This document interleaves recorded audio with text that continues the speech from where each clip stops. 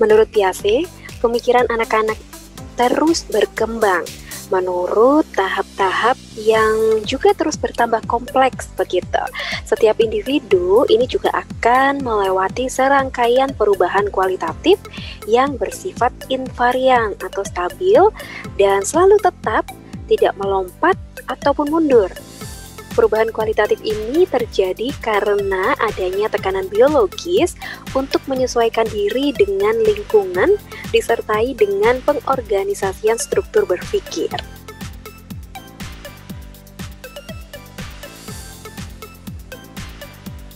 Perkembangan kognitif ini adalah hasil gabungan dari kedewasaan otak dan juga sistem saraf, dan juga ada adaptasi pada lingkungan. Jadi, tingkat kognitif dari seseorang ini merupakan hasil gabungan begitu ya teman-teman semuanya. Yang pertama dari kedewasaan otak, selain itu juga dari sistem saraf, dan juga lingkungan sekitar ini juga tidak kalah penting.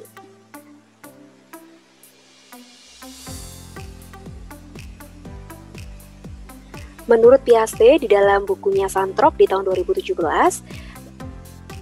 tahap perkembangan kognitif ini, anak secara aktif membangun sistem pengertian dan pemahaman tentang realitas melalui pengalaman dan interaksi. Itulah kenapa lingkungan sekitar juga memiliki pengaruh terhadap tingkat kognitif dari seseorang.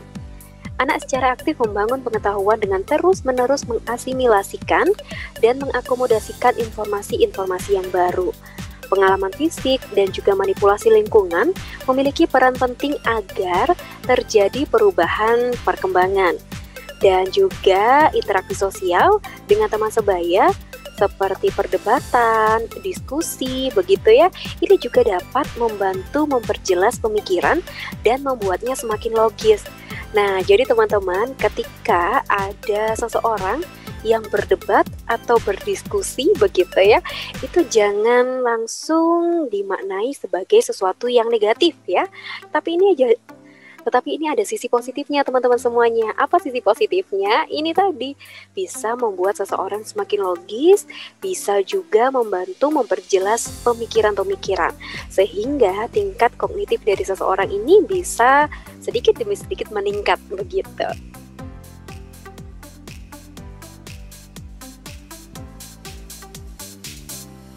Sebenarnya teman-teman, teori kognitif dari Piaget ini juga banyak yang menentang ya. Ingat, setiap teori atau satu teori itu tidak selalu positif begitu. Ada kelebihan, ada banyak sekali kelebihan, dan tentu juga ada beberapa kekurangannya. Nah, di teori kognitif miliknya Piaget ini memang banyak yang menentang. Dan ketika ada seseorang yang menentang ini, dia langsung mengeluarkan teori-teori yang baru begitu ya. Tetapi karya Piaget ini masih menjadi dasar penting untuk memahami perkembangan anak sampai pada saat ini. Jadi seperti yang saya sampaikan, ada memang yang memandang ini adalah sesuatu yang positif, ada yang memang menentang. Ada yang tidak percaya dan beralih kepada teori yang lain. Tidak apa-apa dan itu tidak menjadi masalah.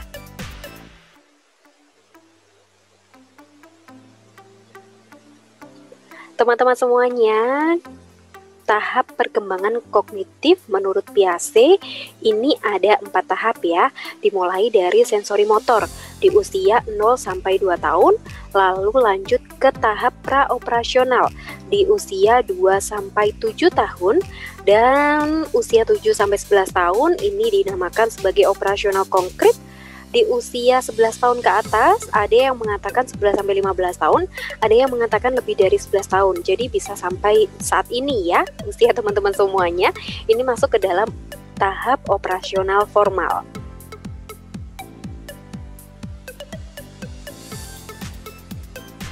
Kita akan belajar satu persatu setiap tahapnya milik Piaget. Yang pertama kita mulai dari sensori motor. Di usia 0 sampai 2 tahun, ini bayi mempunyai perilaku bawaan yang disebut gerakan refleks ya. Mulai dari gerakan menyusui, mulai dia menangis, mengambil barang, lalu dia ketika mendengar bunyi dari telinga kanan dia menengok ke kanan, ketika mendengar bunyi dari telinga kiri dia menengok ke kiri, ketika ada tangan berada di genggamannya dia langsung menggenggam. Nah, ini adalah gerakan-gerakan refleks yang dimiliki anak usia 0 tahun begitu teman-teman ya. Bayi mulai mengidentifikasi benda-benda yang dapat digapai itu tadi. Ada tangan ayahnya, tangan bundanya mungkin, tangan kakaknya, tangan neneknya, dan semuanya. Ketika anak berusia sekitar 2 tahun, ini pola-pola sensorik motoriknya semakin kompleks dan mulai mengadopsi suatu sistem yang baru begitu. Oke, lanjut di tahap yang kedua, tahap praoperasional. Di tahap ini, anak usia 2-7 tahun sudah mulai ada konsep-konsep yang stabil dibentuk begitu ya. Penalaran mental sudah mulai muncul, egosentrisme mulai kuat dan kemudian melemah gitu ya. Di usia 2-4 atau 5 tahun, mereka ini memang sangat egosentris, semuanya milikku gitu ya. Barang nggak boleh dipinjam karena ini punyaku. Terus mainan nggak boleh dipinjam, ini punyaku. Terus apalagi ya, orang tuanya mungkin ya itu kalau dipegang sama orang lain atau diajak pergi orang lain, dia juga nggak mau karena menganggap itu semuanya adalah milikku, semuanya aku gitu ya, berpusat pada dia. Nah, ini adalah sifat egosentrisme yang memang wajar untuk anak usia 2-4 atau 5 tahun. Nah, kalau teman-teman seperti ini di usia berapa nih sekarang? Kira-kira wajar gak ya? Silahkan dijawab sendiri ya. Dan seiring berjalannya waktu, mulai dari usia 5, 6, 7 tahun, ini mulai melemah egosentrismenya. Begitu teman-teman. Dan di tahap praoperasional ini, pemikiran anak sebenarnya masih kacau begitu ya, kurang terorganisir secara baik. Lalu kemampuan awal anak untuk merekonstruksi pemikiran pada level yang telah ditetapkan dalam tingkah laku. Jadi memang untuk usia mungkin sekitar 2-5 tahun atau usia PAUD sampai dengan TK begitu ya teman-teman, ini mereka masih belum bisa abstrak begitu ya, pemikirannya harus benar-benar konkret ketika dikasih tahu, ketika kita berkomunikasi dengan mereka itu harus memang benar-benar jelas. Nanti itu kapan ya? 5 menit lagi itu seberapa lama? Mereka belum tahu begitu. Jadi masih kacau nih pemikirannya karena memang sedang berada di tahap praoperasional dari segi kognitifnya.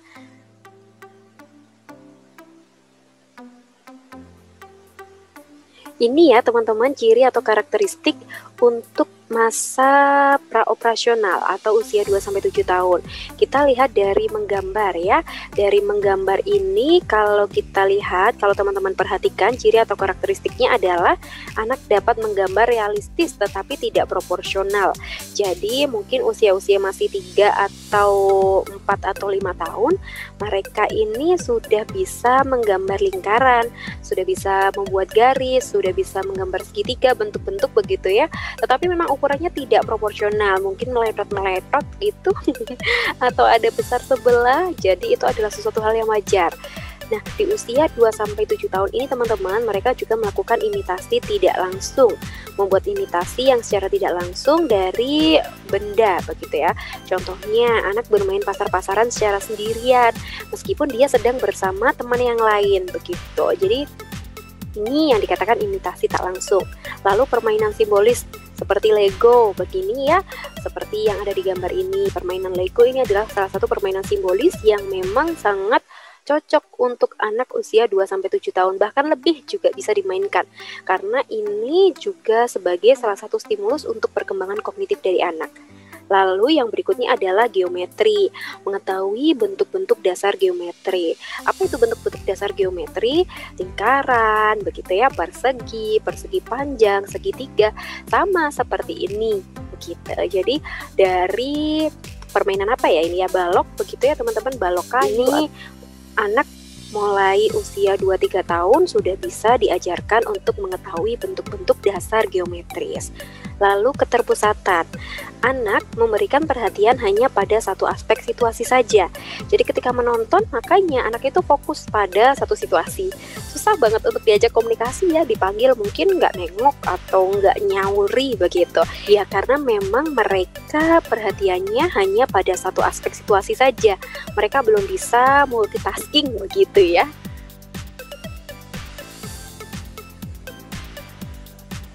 Berikutnya adalah reversibilitas. Reversibilitas ini belum terbentuk, jadi anak belum mampu untuk meniadakan suatu tindakan dengan memikirkan tindakan tersebut dalam arah yang sebaliknya. Nanti saya akan jelaskan ya, Miss. Lalu egosentris tadi ya, anak belum bisa melihat dari perspektif orang lain. Untuk reversibilitas ini teman-teman, contohnya adalah ketika dibalik begitu ya, bahwa misalnya saya ini adalah anak dari ibu saya begitu.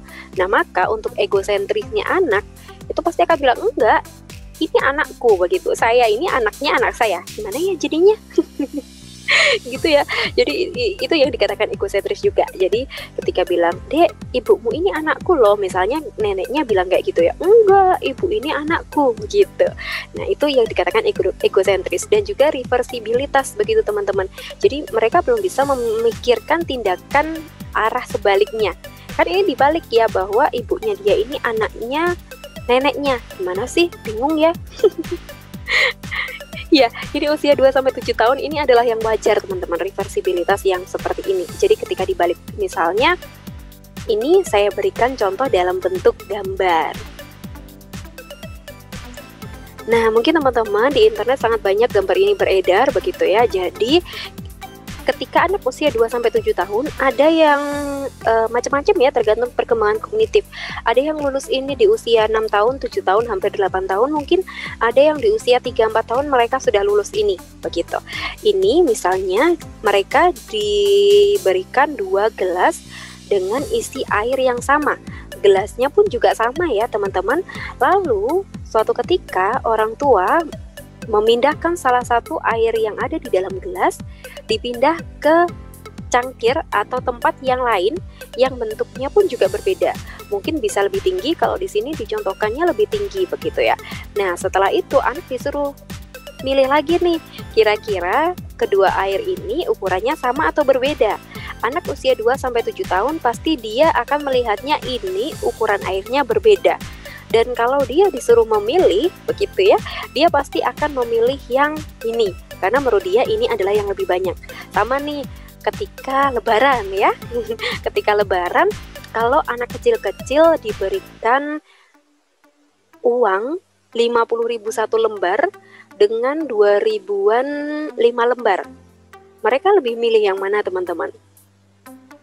Lebih milih 5.000 ya. Ini jangan-jangan kakaknya nih yang ngasih tahu. Mereka sebagian besar, setahu saya nih dan sepengamatan saya, mereka akan lebih memilih 2.000-an 5 lembar daripada 50.000 satu lembar. Nah, kalau teman-teman pasti milihnya 5 lembar 50.000-an semua ya. Jadi begitu teman-teman, mereka ini masih terfokus pada jumlah banyak dan sedikitnya gitu ya. Jadi tinggi, besar, dan seterusnya. Mereka tidak melihat dalamnya. Kalau kita kan sudah bisa tahu dari ukuran volume air ya, atau isi air di dalam gelas ini. Kalau anak usia 2-7 tahun, mereka ini tadi reversibilitasnya belum sampai ke situ, begitu.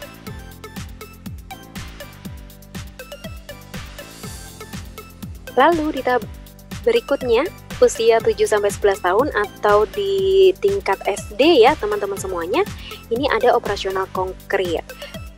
Operasi adalah hubungan-hubungan logis di antara konsep-konsep atau skema-skema. Nah, operasional konkret ini adalah aktivitas mental yang difokuskan pada objek-objek atau peristiwa-peristiwa nyata atau konkret yang dapat diukur, di mana anak ini mulai dapat membentuk konsep, melihat hubungan, memecahkan masalah, tetapi hanya jika melihat objek atau situasi yang sudah tidak asing bagi dirinya. Gimana nih contohnya? Yuk kita belajar sama-sama.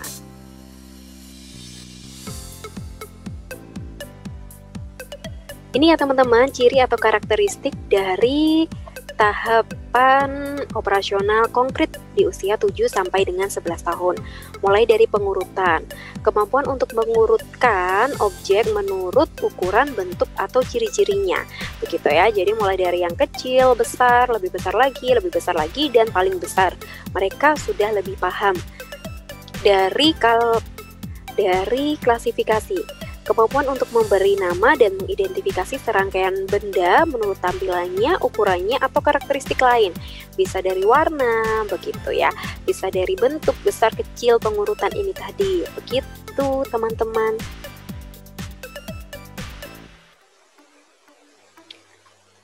Lalu ciri atau karakteristik berikutnya di usia 7-11 tahun maksud saya, ini mereka juga sudah mulai konservasi, di mana ini adalah kemampuan memahami kuantitas, panjang, atau jumlah benda-benda adalah tidak berhubungan dengan pengaturan atau tampilan dari objek atau benda-benda tersebut. Seperti yang saya sampaikan tadi, jadi gelasnya berbeda, volume airnya sama nih, mereka sudah tahu di usia 7-11 tahun gitu ya.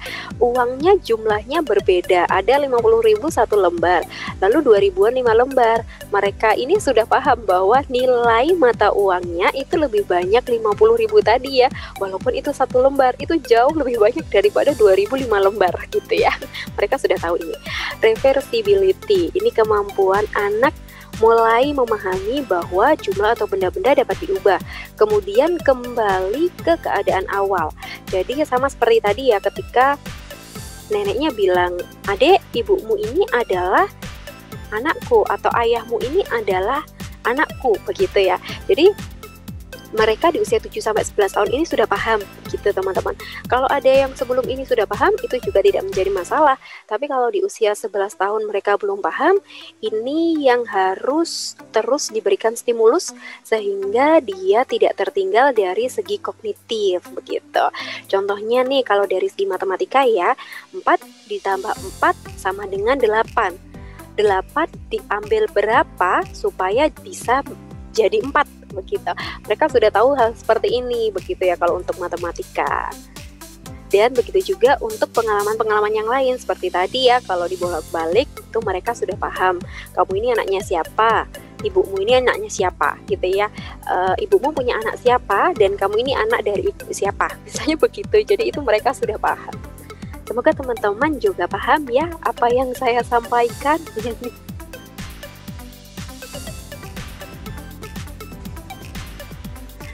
Di ciri atau karakteristik yang berikutnya ada di centering. Ini kemampuan anak mulai mempertimbangkan beberapa aspek dari suatu permasalahan untuk bisa memecahkannya gitu ya.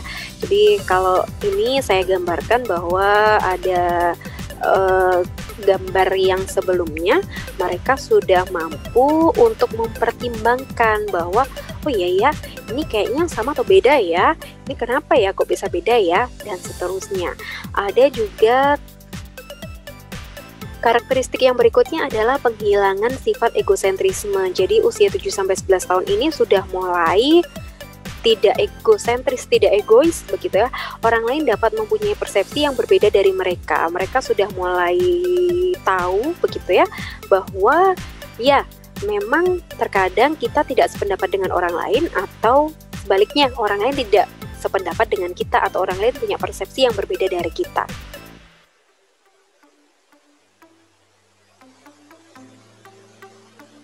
Dan ini adalah tahapan yang terakhir menurut Piaget teman-teman semuanya di usia di atas 11 tahun. Jadi saya dan semuanya insya Allah sudah berada di operasional formal ya. Nanti kalau semakin tua biasanya kembali lagi ya, sifat egosentrismenya keluar begitu. Di operasional formal ini anak sudah mulai berpikir abstrak dan juga hipotesis teman-teman. Kalau yang sebelumnya kan belum bisa ya diajak berpikir abstrak, mereka harus diajak berpikir yang konkret, yang nyata, barangnya itu terlihat. Mereka sangat suka dengan eksperimen begitu, karena menurut mereka eksperimen itu membuat sesuatu menjadi tidak abstrak lagi begitu. Dan di masa ini kalau untuk operasional formal di atas 11 tahun, ini anak sudah mampu memikirkan sesuatu yang akan atau mungkin terjadi, dan ini adalah sesuatu yang abstrak begitu. Contohnya nih teman-teman, pemikiran operasional konkret perlu melihat elemen konkret. Misalnya adalah kalau kita mengenal matematika, atau ini ya di bahasa Indonesia pun juga ada yang seperti ini ya teman-teman, ada kesimpulan logis begitu kan ya, ada Misalnya saja jika A sama dengan B dan B sama dengan C, maka A sama dengan C, begitu ya. Kita bisa memberikan kesimpulan A sama dengan C, begitu. Sebaliknya nih, pemikir operasional formal ini dapat memecahkan persoalan ini walau problem ini hanya disajikan secara verbal, begitu. Makanya di usia teman-teman semuanya, dan salah satunya adalah tes-tes CPNS, begitu ya, ada yang salah satu soalnya terkait dengan pemikiran logis seperti ini. Karena memang usia teman-teman semuanya itu sudah berada di tahap operasional formal yang memang sudah sangat bisa berpikir secara abstrak. Jadi meskipun tidak ada tulisannya, itu sudah bisa memikirkan dan juga membayangkan, begitu. Memang ini tidak setiap orang punya pemikiran atau melewati tahapan ini, begitu ya. Ada yang belum, ada yang mungkin melewatinya sangat lambat, begitu. Karena memang kembali lagi itu tadi ya teman-teman, ada faktor lingkungan, ada faktor sistem sarafnya, begitu, yang memang membuat setiap individu mempunyai perkembangan yang berbeda-beda, begitu. Oke, terima kasih teman-teman sudah menyaksikan video ini. Semoga belajar bersama tentang teori perkembangan kognitif dari PHC ini bermanfaat buat kita semuanya. Selamat melanjutkan aktivitas dan wassalamualaikum warahmatullahi wabarakatuh.